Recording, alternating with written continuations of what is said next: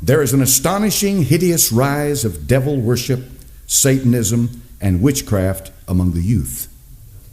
You will be shaken, startled, and disgusted. Witchcraft is on the rise throughout the world. It is surprising how many Christians are deceived concerning the dangers of witchcraft. You especially need to learn about witchcraft and the New Age movement. Now, I said this weeks ago that a New Age practitioner is a witch. You say, why did you say that? Because the spirit of the New Age movement, the spirit of the occult world, is a spirit of a witch.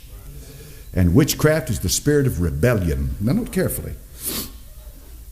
There are perhaps 5 to 7 million active witches in America today, and another 35 million or so persons who studied or dabbled in witchcraft. Satan wants to control children from the womb and cradle to the grave. In all organizations, destroy their faith in Jesus, take your children from you, abuse the children, give them an unholy childhood, rob their brains in the classrooms, and guide the children into hardcore devil worship and witchcraft. How many agree with that?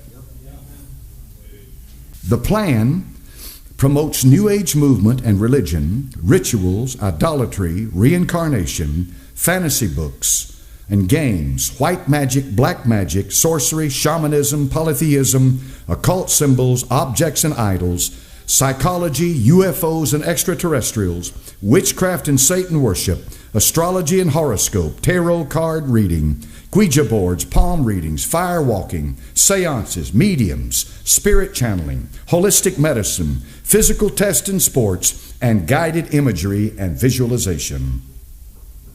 Basically, these are occultic rituals, beliefs, practices, artifacts, and objects, including butchery, violence, and sex. Shows are full of sexual license, magic, sorcery, and satanic violence and evil. Satan and the New Age plan are after the children, especially children of Christian parents. They want to destroy Christianity from humanity. There is a shocking assault and all-out spiritual war being currently waged against the kids by Satan's demonic legions and his New Age leadership and their millions of disciples. There are 13 doctrines of the New Age movement. Number 1, the children of the future will serve a one-world planetary government and live in a one-world culture.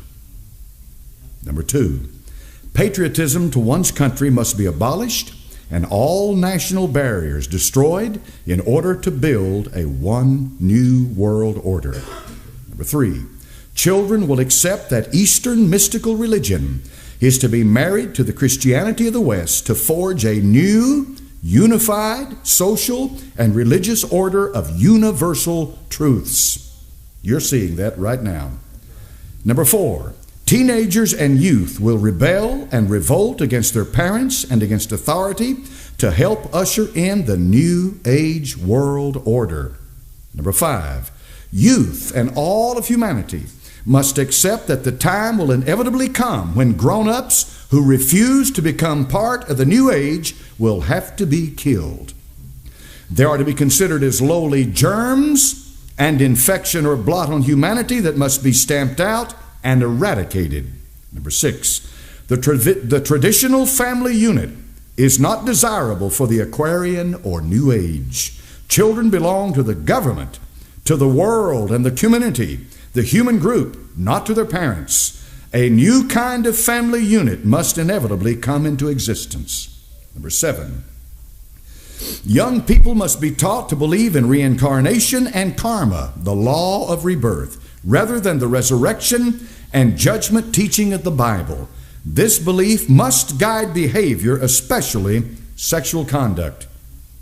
Number 8, absurd and immature notions of sin and guilt must not be imparted to children by parents, teachers, pastors, and other adults. A more permissive and worldly attitude must be adopted.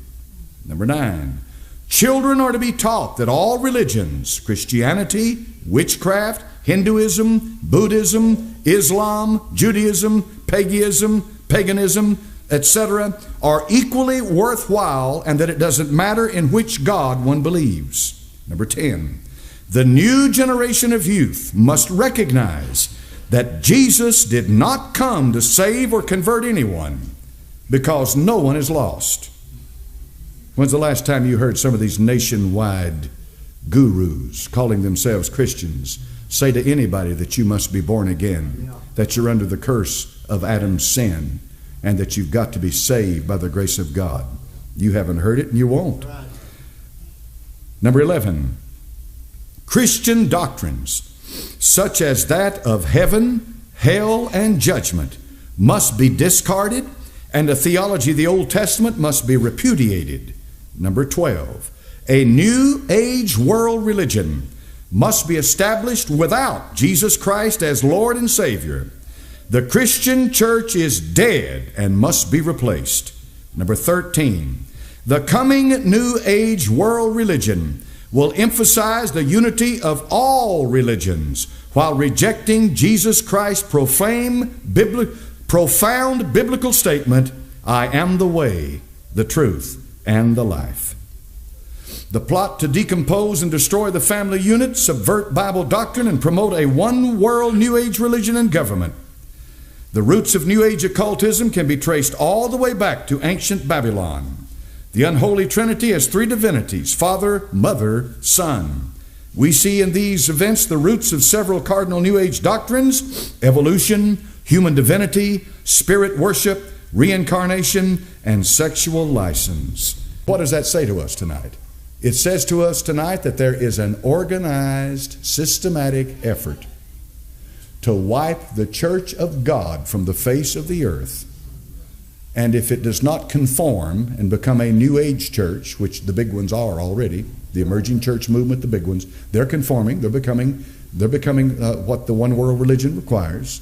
And they all do it under the banner of love. I'm a hate preacher because I'm telling you the truth tonight. But the Bible said in 1 Corinthians 13 that love rejoices in the truth. That's right. Amen. But in any event, since this is true, then it is obvious that there is a systematic, concerted effort to brainwash your children and take them away from you. They'll let you pay the bills, but they want to raise them. And then when the day comes, if necessary, they will turn your children against you and take you from the face of the earth. They've already, now I believe this. Here's what I believe. I believe that these planners, these elitists, these social engineers that engineer the social world, our education and our interaction with each other and our family structures and all of that, they're engineering it. I believe that they put out test cases to see how far along that they've gotten the people, to see how far along they've brainwashed them. You can't believe what these people are saying. You can't believe what they're doing. You can't believe anything. You have what's called public consumption. The news that is for the public to consume, but it may not have anything to do with the truth. I am so saddened that the world that I was born into is not here today for our children to grow up in. We didn't have the spirit manifestations back then, the occult world. It's there. It was then. It was there. It's always been. But it wasn't on the scale that it is today. It wasn't there. But it is now. What's the point? The point is to educate you. My people are destroyed for lack of knowledge. Yes. There's a lot of buzzwords that go along with this. You should be conscious of them. And you hear them. You hear them. You hear the vocabulary as it comes out from the pulpit in these churches. You hear their vocabulary, and obviously they're tapping into one common source. They're drinking from the same fountain. They've all got the same message with a little different spin on it. Love your children and hold them close. Hold them close. Be very careful. The books they read, the movies they go to, the stuff that they're involved with. Be very careful. The DVDs they watch when they're on YouTube, the stuff on YouTube they watch, the social network, the social media. Be very careful at who comes into their life. You can't trust anybody anymore. This is 2015. You cannot trust anybody anymore. You've got a close-knit circle of friends here at Temple. You've got brothers and sisters in the Lord that you love. And if anybody on this earth you should be able to trust, you should be able to trust each other in here. And there are many Christians, no doubt in my mind about this, outside this place that love the Lord, and you know them, then you can trust them. Once you get to know them, you can trust them. You trust their judgment about certain things. That's all well and good. But do not be naive. Don't throw your kids to the lions because they want them. They want them. I don't know of anything that would make a witch, a New Age practitioner, a one world religion. I don't know of anything that would fill them with more glee than to look over at you and say, got your daughter, got your son, I got your children. That's what they're after. They're after our children. Now what does that mean? That means that they are vile, sinister, godless reprobates that care nothing about anything but their own gratification. That means that they don't have a heart, they don't have a soul when it comes to relation to humanity. They have none of that. That means that they are vicious. We know what's right and what's best for your children and for the world. The debate is over. We don't need your input. We are the elite. We will tell your children what to believe. We will tell your children what the truth is as we spin it. We are the ones who will educate you, and we don't care about hearing your side of the equation. If you don't agree with the sodomite agenda in this country, you are demonized, fired from your job, called a bigot and a hater, and there is no debate. These people who call themselves liberals are not liberal. They will put you to death when the time comes. How do you know that, preacher? They have put your free speech to death. And they may walk through that back door with their black coats on and their guns on their hip and their badges on their shirt, and they may come up here and be right in front of you one day and put handcuffs on me and lead me out the back door. And when they put the preachers from the pulpits in America, when they take the pastors and lock them up, and make no mistake about it, it will be by the thousands or tens of thousands. When they take the pastors and lock them up, for what, preacher? Just the other day, you know what hate speech is. Y'all understand? Everybody's been brainwashed with hate speech. Okay. Bigoted hate speech. All right. Now, the next phase is this. Hate speech is to be criminalized. So what do you mean by that? It becomes a felony for you to get up and say something hateful about somebody's sexual orientation and so forth and so on, which means you have broken the law, which means they will come and arrest you. And so when the day comes, and a lot of it depends on what this Supreme Court does right now as it defines marriage, when the day comes that they criminalize hate speech, and they come through the door and they put the handcuffs on me and take me to jail for preaching the Bible, will the church wake up? What do you think God's going to do with them if they make it to the judgment seat of Christ? This is serious business. Very serious. So we'll see. We'll leave it in the hands of the Lord. I'm just the messenger. But I have to fulfill my responsibility. And I know that the day may come when they throw me in jail for preaching the truth.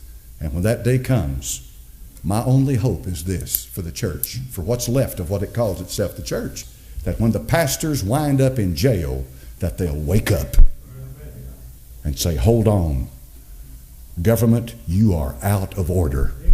You have completely crossed the line. When our pastors can't even preach and you're throwing them into jail under whatever pretense you want to call it, we got a big problem in this country. Maybe it'll take it. I don't know. But I know one thing, as long as I'm in this world by the grace of God, it's not because I'm great and because I've got courage. It's because I believe in Christ. As long as I am in this world, I will preach the truth.